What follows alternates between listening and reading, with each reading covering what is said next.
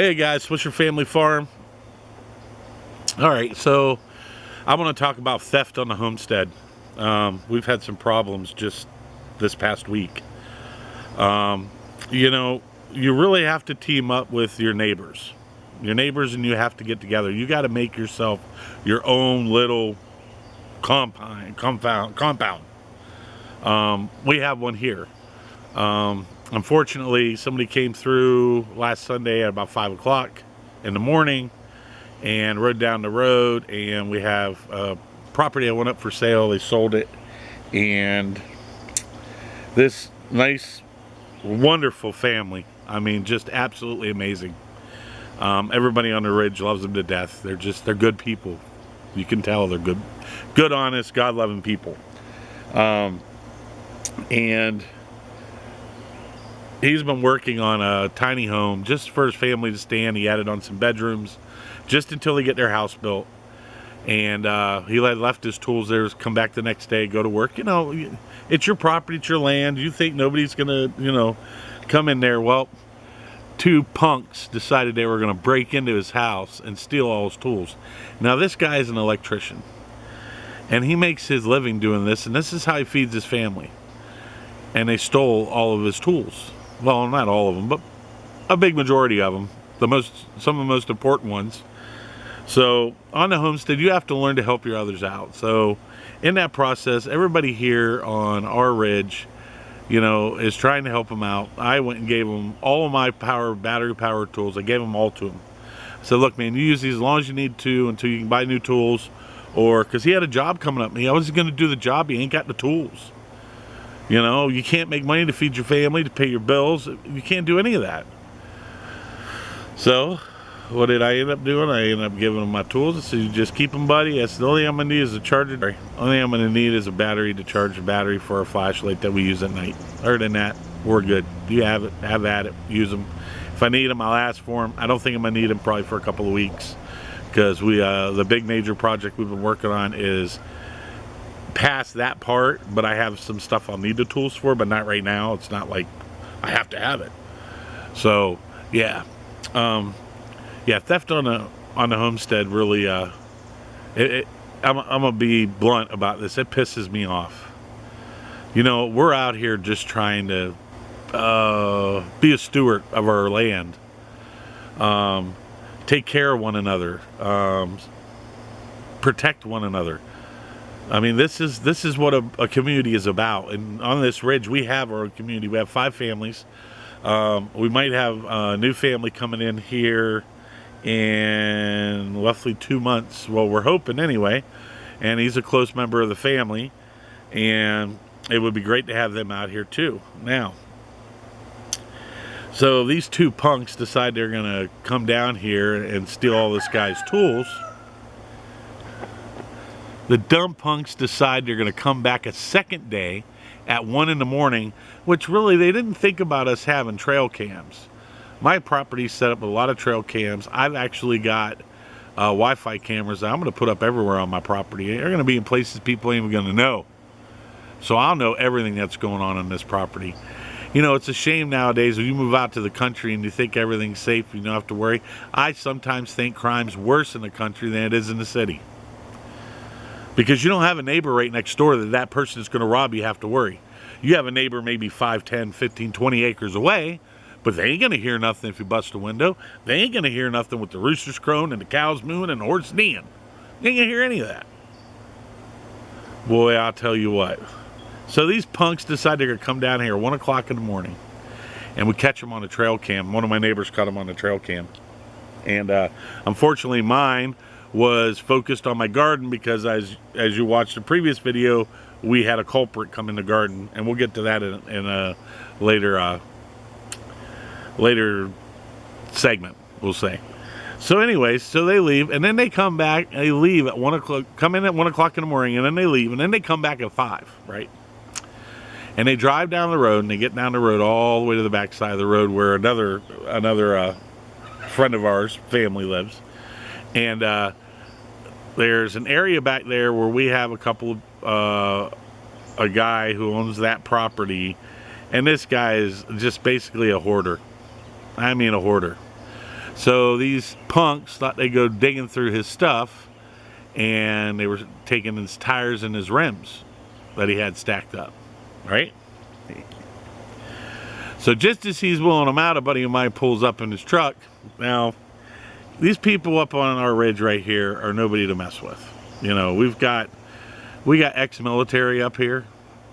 We have, we'll stop there. We have a lot of people up here that just will not tolerate that at all.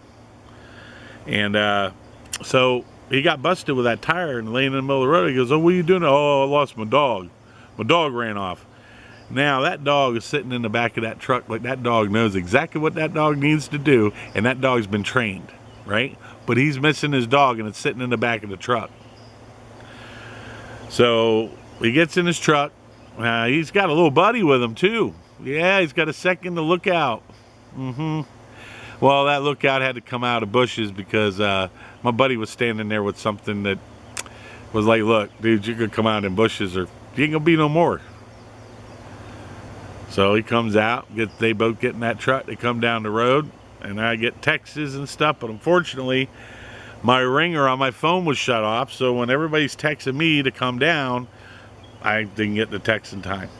So I woke up, my dad came in banging on the door, said, "Hey, them guys are down there again." I said, "All right," I hop in my truck, I grab my gun, I grab my, I get my truck, I drive down there, and we block them in. They can't go nowhere. We block them in. And we all have a discussion with them. "You guys have no reason to be here. This is private property and you guys need to go. And let us not catch you come back again. You hear? You understand?" And we told them that, right? Hoping that they're going to listen. Well, we're going to see if they listen or not. Because if they don't listen, the next step's going to be a bad step for them. But, yeah, it's come down to the point where you live in the country to get away from the crime and get away from all the politics and all the crap that's going on there. So you can come here, live a peaceful life, be a steward of your land, grow your own food, have a passion and love for it.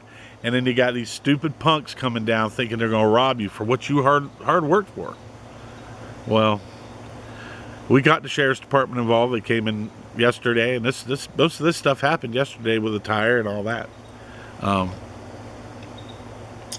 So anyway, so after that had happened, the sheriff's department went up there. They come back. The sheriff's department says, "Well, we really can't do nothing. We have no proof. There's no, So basically, they're nothing. They ain't gonna do anything. Why? Just an extra set of paperwork maybe for them? I don't know. I don't feel it's right. I think they should have done something about it. I think that there's enough proof with the trail cams and stuff and them being back here that they're the only ones back here, and the sheriff was actually defending them. Saying, "I really don't think it was them, blah, blah, blah, this and that." Okay, buddy. So, at that point, we kind of know where we stand on our ridge. So everybody looks out for everybody. And you got to.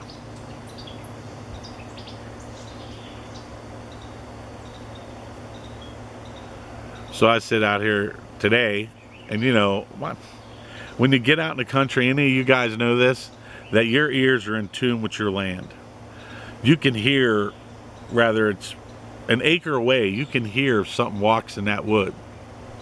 You hear it step on a twig or break something, and your ear goes directly there. So sometimes when you see me stop and pause, I'm listening to what's happening around me. You got to cover yourself, But yeah, so this poor guy now has no tools. They stole him, but I gave him mine so he can still go to work, still make some money, support his family. He's a good man. I trust him. And everybody else trusts him. Everybody came down and started giving them tools. It's like, "Oh, here's a battery-powered drill. Here's battery-powered this. Here's battery-powered..." They were just loading them up. And they were very thankful for it. And,